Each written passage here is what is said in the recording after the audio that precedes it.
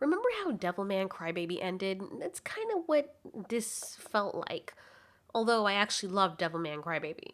Although I like the tone, I don't want to ignore the overwhelming sensation that this finale of Godzilla was underwhelming, depressing, and subpar. That being said, I'm well aware that this was meant to be dark, and that's what was interesting about it, although this movie was more about the humans than Godzilla and Ghidorah. The main character, Haruo Sakaki, you remember him, the guy who's always angry, had a few rough days during this trilogy, for weeks or whatever. His hatred for Godzilla started from a little kid, and we see him start his vengeful journey in Planet of the Monsters to kill Godzilla, only to find out that there was actually a much bigger Godzilla that was a smaller one's dad, apparently. In the second movie, City on the Edge of Battle, Haru and the others try luring the great kaiju to the city-sized Mechagodzilla facility. In this final movie, Planet Eater, King Ghidorah, god of the Exif, is summoned by Mephes the Exif to destroy Godzilla, Earth, in the final battle. Essentially, the real monster turns out to be progress and the potential power within the zeal of beings to become the best or the most intellectual and powerful. The Hotua and remaining humans inherit the Earth because they have less and realize that everything has a purpose. They have no hate in their hearts, no driving force that makes them want to conquer, the way Haruo and the Bilisaludo do.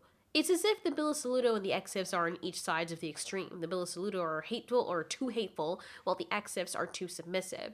Haruo is stuck somewhere in between. It is revealed through Mephes that Haruo, being a hero with hatred in his heart, makes him a perfect pawn in summoning Ghidorah. In the very end, Haruo destroys the last of the nanometal mechs by dive-bombing into Godzilla in the hopes Godzilla will annihilate every trace of this technology. This was so humans could not regain technological advancement and therefore rebuild so quickly that they end up where they started.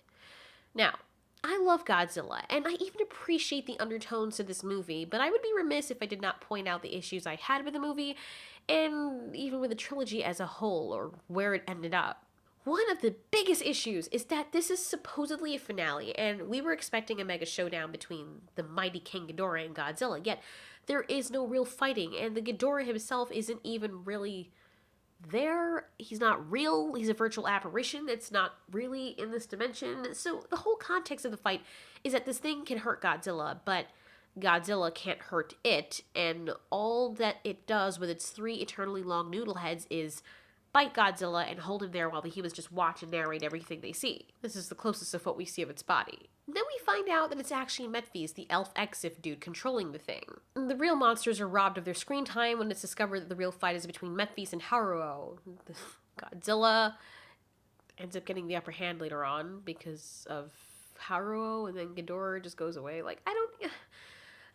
Okay. When I first saw Ghidorah, I was like, that's an interesting design choice. A freaking ramen noodle dog leash looking golden slinky thing from the sky. Heck yeah, I'm all for new design choices.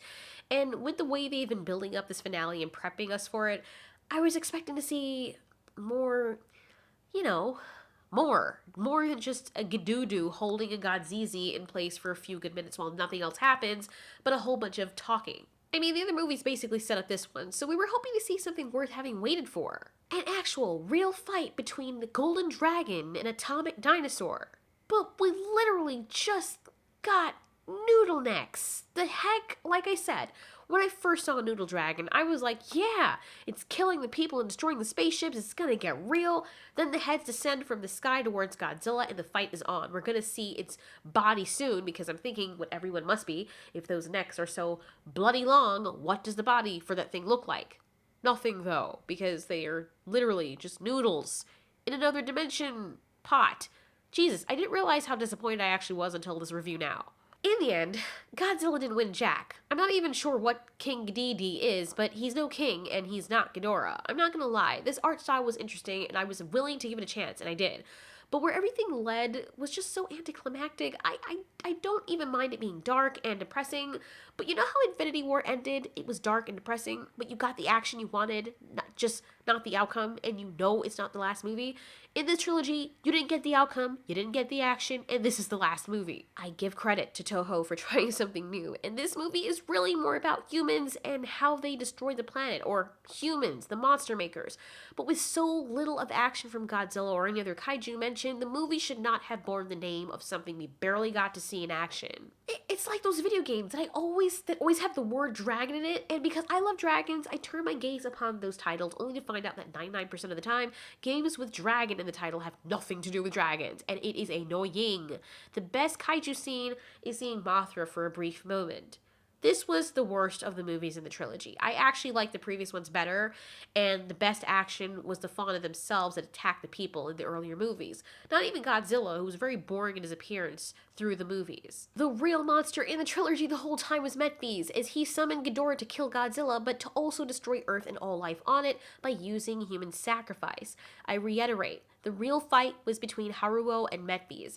Metphies was controlling Ghidorah, who was biting Godzilla and lifting him into the air while holding him in place. Haruo ends up breaking the mind link between his old friend and the golden noodle neck spaghetti monster through sheer will and hero stuff and angry speaking.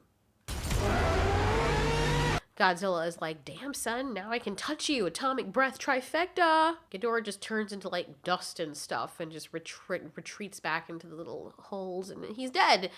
And then Haruo commits suicide knowing that Godzilla seeks to destroy civilizations that get too powerful. Godzilla fires atomic breath at Haruo as he flies a nanotech into Godzilla and basically, the end? The only great thing about the series is that after watching it, you only have better to look forward to, as it seems to be a play on Godzilla, King of the Monsters. Jesus, what a waste. So much wasted potential. Again, I love the undertones, and it's not necessarily a horrible movie, but for a Godzilla movie and what you know fans are expecting, epic monster fights, this was a total letdown. Dude, I don't like the way his face looks like Chucky, Chucky the doll. Anyways, I know many of you are probably laughing who told me I was being stupid for liking it. I still had to see it myself. And yes, I have to admit, it was grossly underwhelming. That's just me. What did you guys think of the trilogy or this movie, the finale? What did you expect? Thanks for watching. This has been Altiori. You ask, we answer.